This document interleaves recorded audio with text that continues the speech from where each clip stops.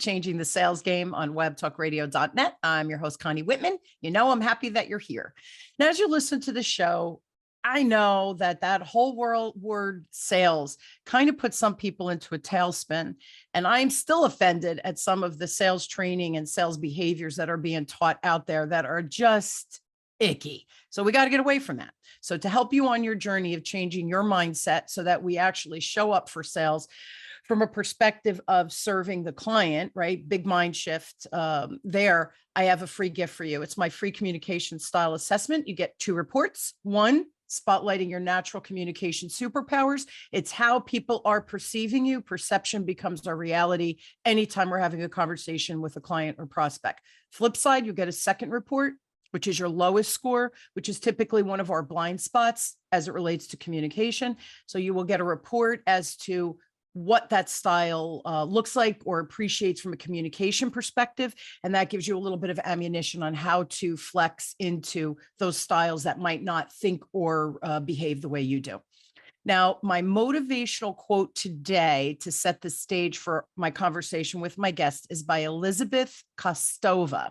And Elizabeth says, "It's funny, in this area of email and voicemail and all those things that even I did not grow up with, a plain old paper letter takes on amazing intimacy." So it really is funny. I know when I teach my clients about sales and I share how we didn't have computers, or calendar systems 40 years ago, we used the old-fashioned paper and pen for taking notes, for calendar. I actually had a paper calendar. And my favorite is my follow-up tickler system. I had an A through January through December, and I had a 1 through 31 day pendaflex that I kept my follow-up and my leads in on an index card with my handwritten notes. So on the flip side, this handwritten framework allowed me to become very personal very quickly with my prospects and clients, because those handwritten notes, those follow-up letters helped me stand out because I was able to personalize every correspondence. So I know you're thinking to yourself, what the heck is she talking about? Handwritten correspondence in a digital world? Well, guess what? Of course, today I have a guest. His name is Rick Elmore. Now, Rick is an entrepreneur, sales and marketing expert, and former college and professional football athlete. As the founder and CEO of Simply Noted, Rick developed a proprietary technology that puts real pen and link to paper to scale handwritten communication. I'm intrigued. I hope you are as well. Rick, thanks for coming on the show. It's great to be here. Thanks for having me. Yeah. So I love it because you're clearly younger than I am, Rick. And the funniest thing when I train, right, I have younger people coming through my training, and I'll say something like, "Oh yeah, we used to calculate interest on an account via a calculator." They look horrified. Like, how would you even begin to do that, right? Yeah. So this whole world of automation, it's beautiful in so many ways, and in others, we really are losing that intimacy. And I don't mean that in a weird way, but that intimacy of getting to know our clients so much faster. So what did you do for a living before coming to an entrepreneur? I know you're an athlete, but what did you do before this? Yeah, so I played football basically my whole life, college, NFL. I was in the NFL for 3 years, but then I got into the corporate world. Really was kind of lost. As an athlete, that's your life for so long. So when I got done, I kind of felt like a part of me died, because I thought I was going to play sports forever. But eventually you have to hang up the cleats and the shoulder pads and the helmet and do something else. And looked at really a lot of my peers did after life after sport, and they got into competitive corporate medical device sales. It's just the correlation between like that type of sale and like the competitive athletic environment are very close. Like it's very stressful, it's very rewarding, challenging. Like you're doing something different every single day. You're competing, kind of like a team, like locker room kind of aspect to it as well. So it was a really cool, natural next fit for me. I worked for Stryker, which was like number 3 or 4 medical company in the world at the time, like been around forever. I was in the orthopedic spine division. So I was like, within like 4 months of being employed, I was telling like orthopedic and neuro spine doctors like what to do in surgery. I thought that was just wild. These doctors who went to school for 12 years. And then now we're listening to this little kid. Well, I would say little, I'm 6'5", but but yeah, I just thought it was wild. So I did that pretty successfully for a few years. I basically just took everything that I was good at as an athlete and all the intangible skills, hard work, passion, desire, perseverance, strength, grit, all that stuff that just you can learn it over time, I guess, but it's just like something you can apply to everything. Was rookie of the year my first year. And then my next 6 years of medical device sales, either top 1% or top 5 sales rep in the company. And it was just really desire, passion, perseverance, strength, hard work that got me there. Really obsessed with getting better every single day, like the athlete way. Always wanted to improve, wanted to learn. And I think that if anybody can take anything from this and take it early on from this podcast, if you can just instill those intangibles into anything that you do, you're going to get better.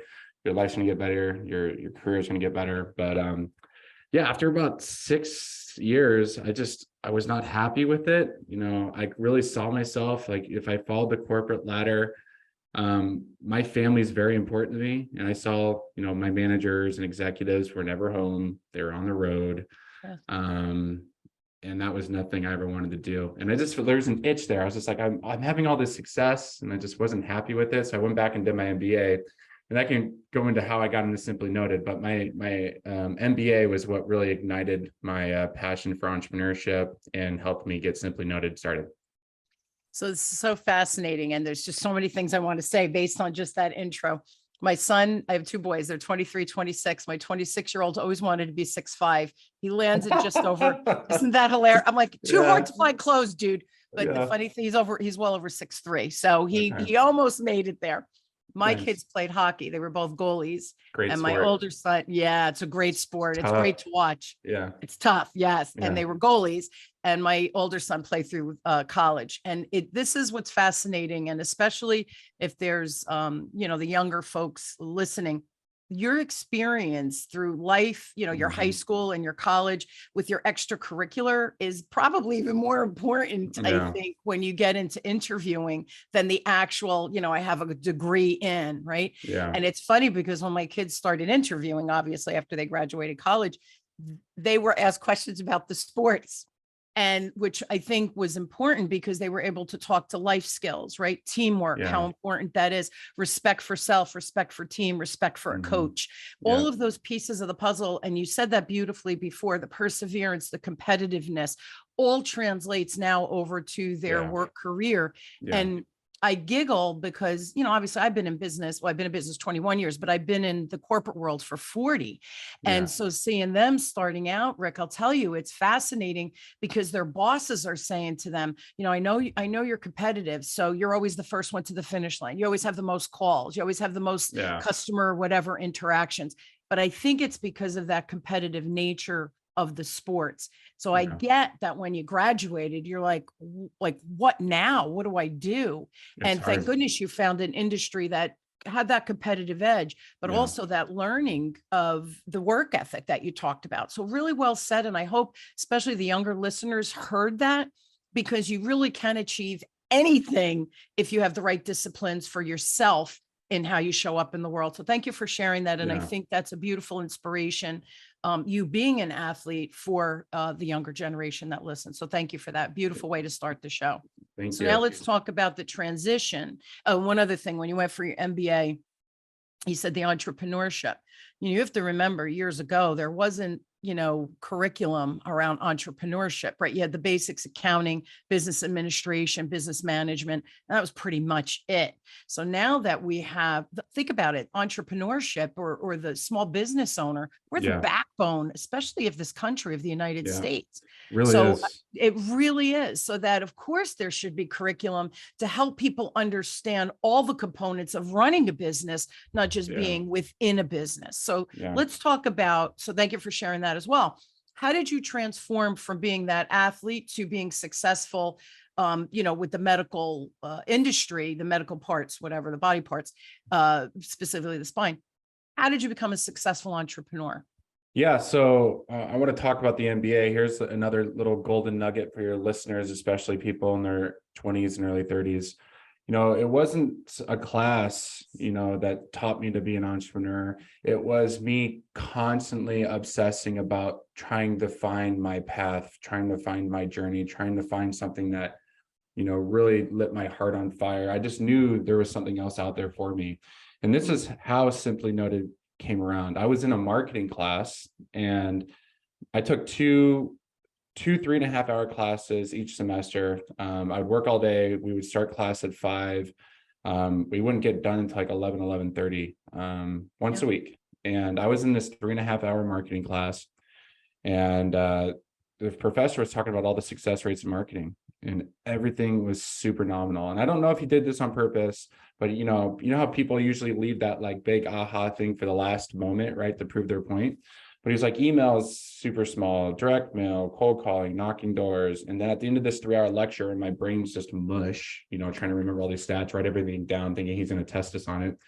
He says something that is so profound, that just made so much sense to me, that he said that, hey guys, you know what works better now more than ever is a good old-fashioned handwritten note. It has a 99% open rate. Nobody receives them anymore. Nobody's competing in the mailbox. And it's a great way for you to stand down and separate yourself from the crowd. And I just thought that was such a no-brainer. But at the time, I was in medical sales. So I was working in the dental industry. I had 400 clients in my territory. And I was just like, how the heck am I going to sit down and write 400 handwritten notes? My wife and I, it took us 2 weekends to send out Christmas cards to our list. And we literally would just handwrite the envelope, which looked like garbage. And then we would put a printed Christmas card in it. And it took us 2 weekends before kids. And now we have kids. And there's no way we could ever do that now. So I got to work. I was like, man, there's some good ideas here. How can we take the, year 2017, 2018 technology? There has to be something out there that can help me do this. So really what I did is I bought a really bad, actually, like pen plotter from China. It took me about a month to figure out, these pen plotters are just little drawing tools. So you can hold a pen and use like a software that it really poorly mimics handwriting. But this is where my entrepreneurial seizure moment. So the idea came from just putting myself in a position to allow knowledge to come to me. That was at the MBA, right? I was trying to put myself in a new area, right? Constantly try to grow by putting yourself in new situations. Sure. Had the idea for the handwritten notes, and then I got this pen plotter, and I sent 500 handwritten notes, and it took me like over a month because it was so slow. There was no paper feed. I had no idea what I was doing. It broke. I had to redo it all the time. And from those 500 handwritten notes, I sent them out to doctors I didn't work with in my territory. I had 28 doctors call me back, which was very rare. As a sales rep, if your client's calling you, you're doing something right. And these doctors were like, hey, Rick, like, first off, thanks for this handwritten notes. Like, that's cool. Nobody does this anymore. Wow. This sounds really cool. Like, let's book a lunch and talk more about it. And my quote at the time was about $50,000 a month. I sold about $280,000 in new business, which is any business. If you bring in new dollars, that's very important versus bringing in and just farming your current business. Yep. Got $20,000 in commission. Like I was exploded with like nuclear excitement, like the A-bomb, like entrepreneurial seizure moment went off. I was like, I knew this was going to work. Like, I'm going to figure out a way to make this a business. It's extremely valuable. And you know how they say ignorant is bliss. Like, if I knew what it was going to take to get this business off the ground, I started a robotic software industrial automation company with a sales and athletic background. So it's been a constant uphill battle, but I would not trade this journey, for anything else in the world. The 4.5 years I've been doing this full time, it's worth 40 years of being in a corporate career. Just all the knowledge, the self-reliance, fixing all the problems, growing, in business, being able to manage your own fears, your own like anxiety, all the pressure that's put on your shoulders, right? You mature and grow so fast at becoming an entrepreneur. And it's just been a great journey. It's so funny. Here's the thing. I'm laughing because you like the robotics. I'm lucky I can use Facebook and LinkedIn. You know what I'm saying? So yeah. It's just fascinating because no matter what we're trying to learn, you didn't know it, you're trying to learn it, it's a struggle. Some things are more complex than other, don't get me wrong, like robotics, that was complex what you were jumping into. But that you see, this is my favorite thing about the show sometimes, where I hear a story like that and you're sitting in this benign marketing class that you need for the MBA, you've worked all day, you're pooped, right? You want to go home and have dinner. Yeah. And you have this light bulb moment about what did he just say and how can I use that? That's inspiring, but that also gives hope to people, I think, that you never know when you're going to have that divine download of like, holy crap, there's something here, right? I share this story all the time, and thank you for repeating that and acknowledging that, because that's what I want to share about my story, is that I know everybody out there is trying to find, what lights their heart on fire. They're not happy in their current job, or they want to do something else. And the only way that you create your future is constantly seeking a better future. And that's what you got to do. You got to go out and get it. You got to go out and take it, right? You got to go meet new people, help people, be a person. Yeah. Be a person of knowledge, be a person of, be a helper, don't be a taker, be a giver, you know what I'm saying? And, before you know it, the stars will align. And sometimes which is weird, like you can't get mad, like it will happen faster for others for whatever reason, that maybe some nepotism, they may know more people, they may know the right person, but if you constantly are seeking it, you're constantly are chasing it, it's going to come. And that's the mind game, like that you have to strengthen your mind. You got to have that discipline to keep pushing, even when you feel like the sky's falling. Like, just mitigate your risk. Make sure you don't get overwhelmed, control your mind, control your thoughts, say your affirmations every morning if you have to. Like it's that willpower is a real thing, and you can will yourself to success as long as you stay consistent. But the thing is, you will yourself to success because you're doing all good habits. You're giving, you're helping, you're sharing, you're thinking, you're growing, right? Going for the MBA, taking online classes, even if it's not an MBA, it doesn't have to be even anything that's structured, but you're constantly learning, you're constantly seeking new information, applying that information into your life to say, oh, that made that easier. And then it's like the next stone appears itself. Well, then maybe you can do this, and then maybe you can do this. And all of a sudden you have a business. But if you didn't take that first step of learning something new, those stones or those steps do not become illuminated because you're not on the right path. And everybody's, well, what's the right path? You said it beautifully. There is no right path. There is no, your path is your right path as long as you keep moving forward. And what you just said too, it doesn't have to be structured. I've learned more from podcasts and YouTube than I've ever learned from any structured school system whatsoever. And the great thing, as you get older, like if you're constantly learning, it's just about skill stacking. And I don't know if this is on the video, but you have to stack your skills as you get older. And that's how you create yourself more value for yourself. And that's how you get more money, I guess, because you become more valuable. Like there's a great Elon Musk quote, and I don't know if people like him or not, but he says, love him personally. I just like him because it's like, how aggressive he goes after his goals and how he just constantly just bets all in on it. But he says something, you get paid directly for the types of problems you solve, or how hard the problems you solve. Like become somebody that is so knowledgeable and so skilled that you demand, you have so much value, demand more monetary outcomes, right? Versus being somebody who doesn't want to get better, kind of just goes through the day hoping, waiting for the 5 o'clock, in the day to get there.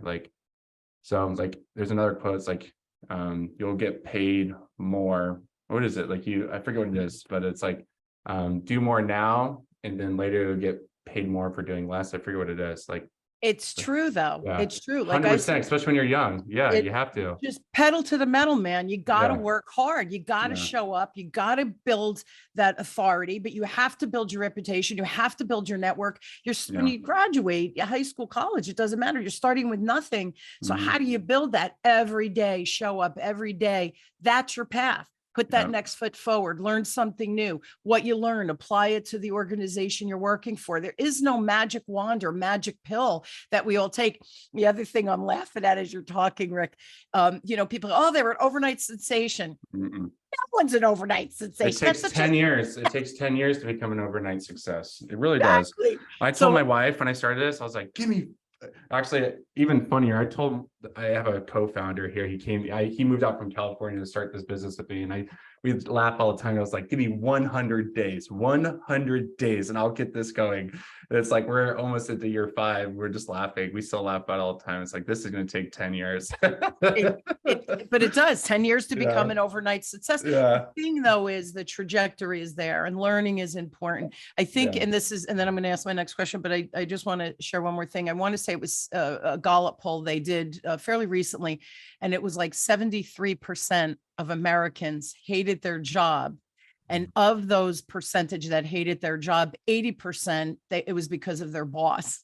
So when you're trying to be innovative and bring something new and your boss shuts you down and shuts you down, how miserable is that?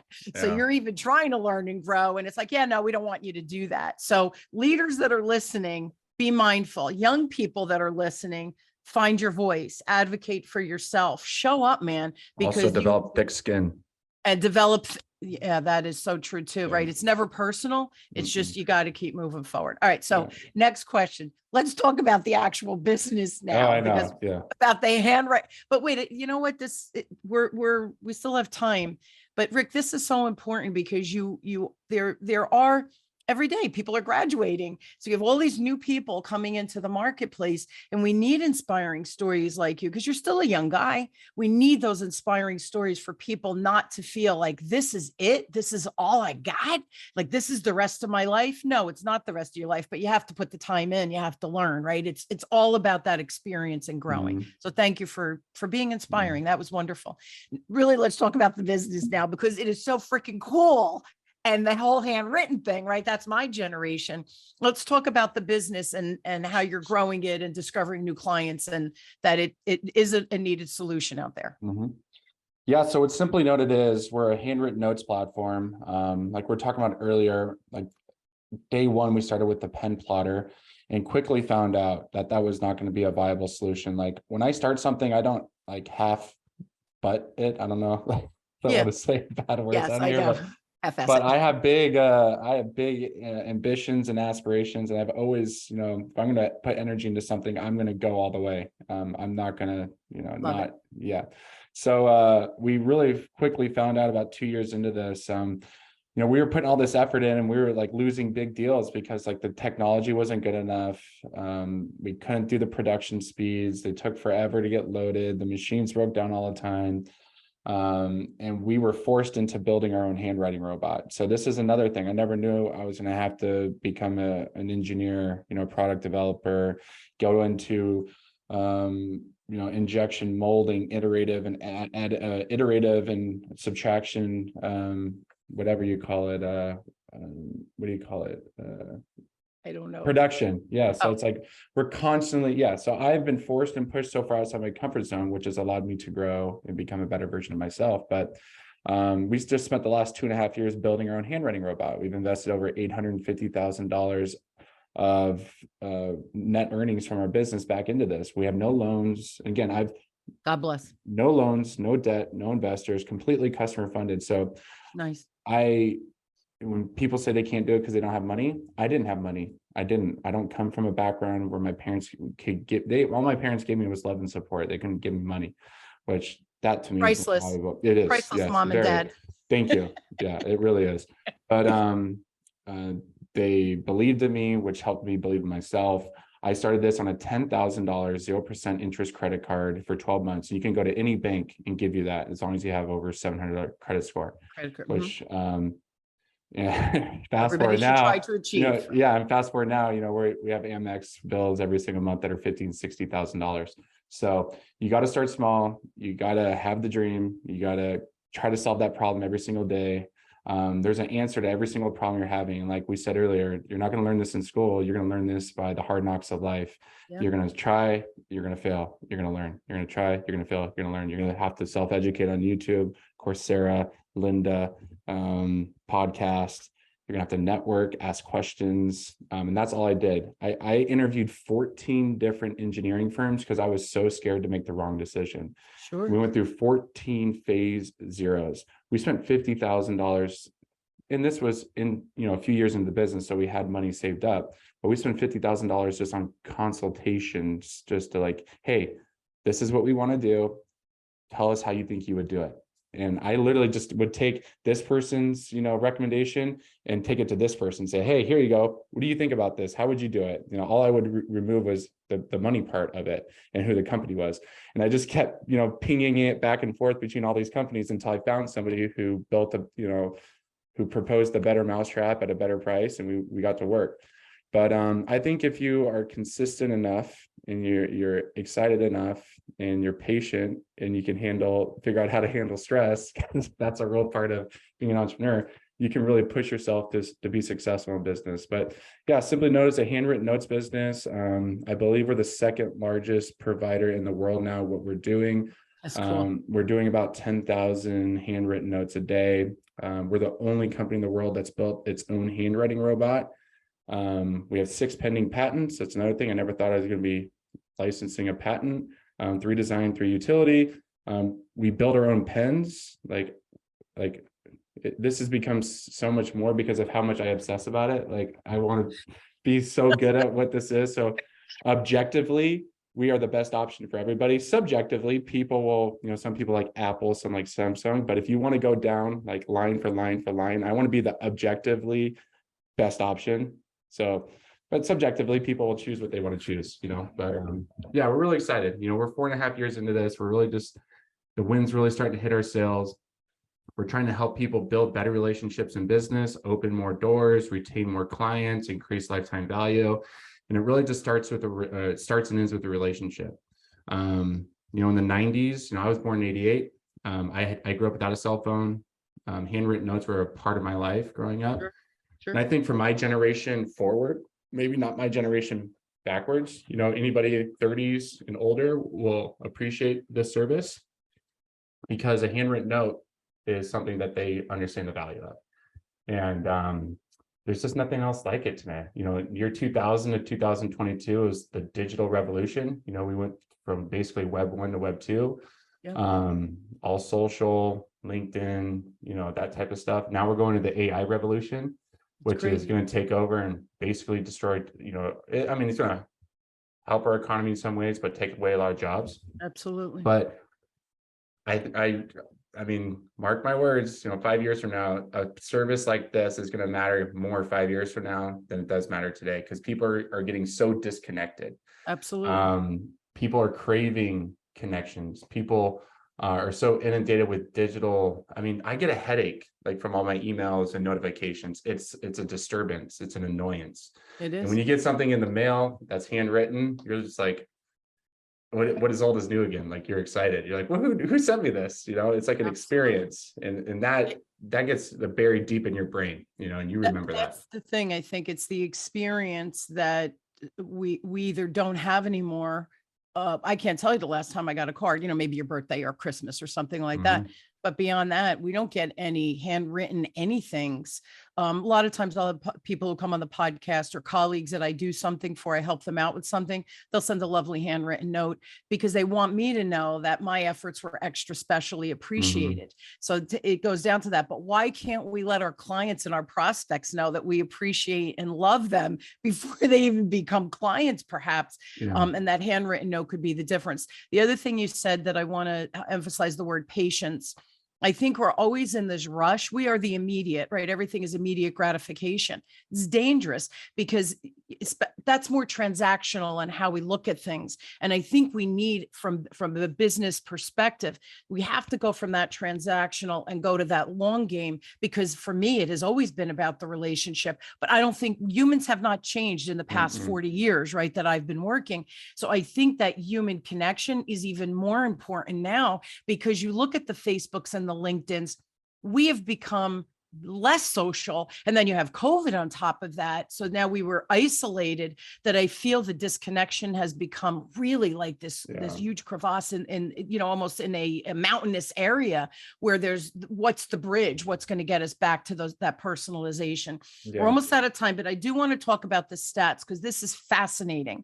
So you had put that you get a 99% acceptance rate and a 2% conversion rate on those high ticket offers using this methodology. Can you talk about that? Because that numbers don't lie on the back end, right? The results. Yeah, I would think the conversion rate's a lot higher. I don't know if that was a typo, but 99% open rate. You just think if you get a handwritten note in the mail with a real forever stamp, are you going to throw that away? No, you're not. There's plenty of studies online, including Harvard Business Reviews. We even have our own personal study where we sent out a printed envelope versus a handwritten envelope and a QR code inside, and we put money inside, said, here's, $10, just scan the QR code and let us know you got this. We're testing an open rate case study. And the open rate for the print was around 36 or 37%, and the handwritten was 90, it was like over 99%, it was like 99.2 or 3%. So think about that, right? So first off, if you can get in front of your client 99% of the time, how is that going to affect your business? How is that going to help your business? The most personal thing you can do with somebody is sit down with them face to face and give them your time. But unfortunately, you can't do that with everybody, especially as you get older. It's impossible. You have a family, you have kids. Like I turn down, people want to go grab happy hour and dinners. I can't. I have a 3 and a 5-year-old. That's the night routine, right? It's very important as a parent to be there for that. Sure. And then if you think about just the leaky bucket syndrome as a sales rep, we all know what that is, right? Client churn, constant client churn. How would your business, and you can pull up the stats, are not in front of me, but I think it's if you increase your client retention rate by 25%, like your business can grow like over 95% year over year. I mean, if you think about that, like your big accounts, right? How by just keeping your current clients happy, right? Build a relationship, say thank you, right? Send them a birthday card, send them a holiday card, stay top of mind in a personal way. Do something your competitors aren't doing because they're not doing it because they're lazy. They're not taking the time to do it. So build that relationship. And we always say it like, there's way more ROI in saying thank you. And I always laugh because I get all these realtors who use our service to say, hey, we want to buy your house at X address. Like that's like an eye roll, throw it in the trash. But what about like a realtor just saying, hey, I'm the realtor in your neighborhood, I'd love to buy you coffee sometime, right? Build a relationship, something like that. Open the door with something that is like, again, giving versus asking or taking, right? So we're really trying to turn the world on its head. Like it's really hard to go from a taker because you're always asking in business. You're asking for the sale, you're asking for the contract, right? And how are you going to build that long-term success and play the long game? And I hate it because I was in corporate. You have to win today. If you don't, you're gonna get fired. Like I get it. But how can you maintain that level of success and build those relationships so 5 years into your business, you're not constantly trying to chase, new clients, fill that leaky bucket. My wife, I mean, I learned this from my wife. My wife's in fundraising, and she is an amazing person at building relationships. She's been doing fundraising for the University of Arizona for about 12 years. And like her business is like now on autopilot because people love her so much. They tell their friends to come work with my wife. So, but that because she shows empathy, she shows interest, she shows appreciation, she says, thank you. She's a giver. What can I do for you? What can I do for you? And she doesn't even have to go ask for business anymore. Like it comes to her. So I challenge people to think about that, regardless if you use a service like this. How do you go from asking and taking to being a giver, being someone who cares, shows empathy, and I guarantee you, I've seen it with my wife. Like I see it first class, first person, whatever, it works. And that's what we try to sell here. Yeah, be human. And because humans have not changed, right? It's true. It's funny. As you were describing that, I was giggling because I've been in business 21 years and I live off referrals because, I do the whole digital thing and I have my email list and all of that, but I live off referrals, Rick, because and my clients, like one of my clients has been with me 15 years. I've been in business 21. You show up, you do, and then you do, but you get results on the back end, right? Proof is in the pudding. So then at the end of the year, when we do contracts, it's not, are you hiring me again? It's, hey, give us some numbers. This is the number of people. These are the classes we want you to come and teach. What's that going to cost us? Have you raised your prices since last year? Have you raised your price? Like they ask me that. So it's just, but why? They trust me. They know I'm not going to rip them off. They know that next year I'm going to come in and I'm going to deliver at an exponential level. And oh, by the way, I become friends with my clients. We do go out to dinner. My husbands meet their husbands and kids and what have you. So it's personal.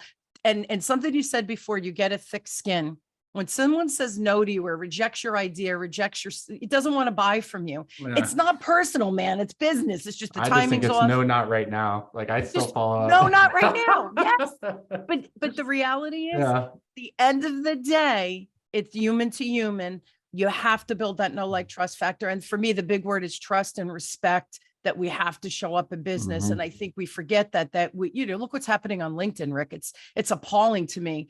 Somebody goes, oh, we have a lot in common. Let's connect. I see I have other people in connection. I click yes. And then I'm an HR director and blah, blah, blah, blah. And this is what I could do for you. Block. I don't ever want to Yeah. hear from them again. Yeah. That is offensive to me, because you don't even know if I need an HR or digital, whatever. Right. So we vomit on people instead of building those relationships. We function with humans. You got to act like a human. So here's the deal, peeps. You know what's coming. You need to connect with Rick, of course. So go to his website, which is, and by the way, I love the name Rick, simplynoted.com. Right. We make everything complicated. So this is just Simply Noted. If you have a question for Rick, email him at rick@simplynoted.com.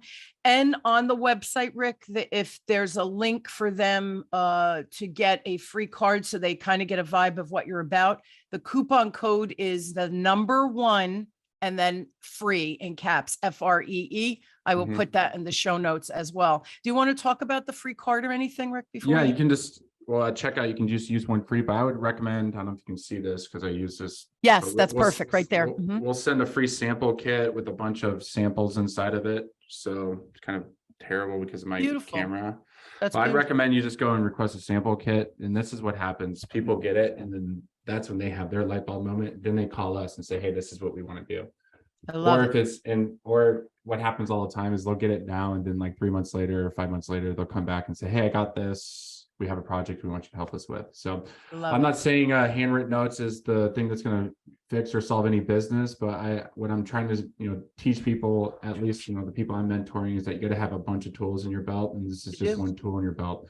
That's right. You're going to have an email tool, a marketing tool, an SEO tool, an outbound tool, This is and a good product. And a great product. You got to have integrity, you got to have accountability, you got to have a good product, but that's just to get started. But to be successful and grow, you got to have all these tools. But really think about how you are being different, how you're building those relationships, how you're maintaining those relationships. We all can get better, including me. I run a business that does this, and I'm constantly, falling behind. But you have to be accountable to yourself. Be kind to yourself. No, it's okay. You're going to make mistakes. You're not going to be perfect. Right. But you have to keep trying. You have to keep trying to get better. And if you keep doing that, it's all going to work out in the end. Absolutely. Beautifully said. Thank you for that. And this is a great way to end the show. Rick, thanks for being on. I wish you nothing but continued success. I'm loving it, because this is an old school vibe, but I think it's going to be a pattern interrupt for a lot of us out there with all of this digital stuff, right? All of a sudden to get those handwritten notes. I'm loving it. So thank you so much for being on, sharing your story. And I just so much love to you, and wishing you a ton of success. Thank you. And oh, my pleasure. Thanks for being on. And I hope you will join me weekly as we question, build, and discover together, no matter where you are in your career, business, your journey, right, in life. I hope between my guests and I that we provide some good strategies, ideas, and tips that you can implement immediately. Rick gave us several of his things that he's done to become successful and continue to be successful and challenge himself. Take one of those ideas, get the free gift, see if it's something that would work for your business, right? Because it might not work for your business, but you got to try, you got to explore it. So take advantage. He's being very generous with you guys. So thank you again, Rick. Thank you all for tuning in to Changing the Sales Game with me, your host, Connie Whitman, on webtalkradio.com. I truly wish you an inspired week. Please take a tip, put it into action. And man, oh man, when we start taking information and using it to our advantage and leveraging it to our advantage, magic happens. That's my promise to you. Thanks for tuning in. I love you all, and I'll see you next week. Have a great one.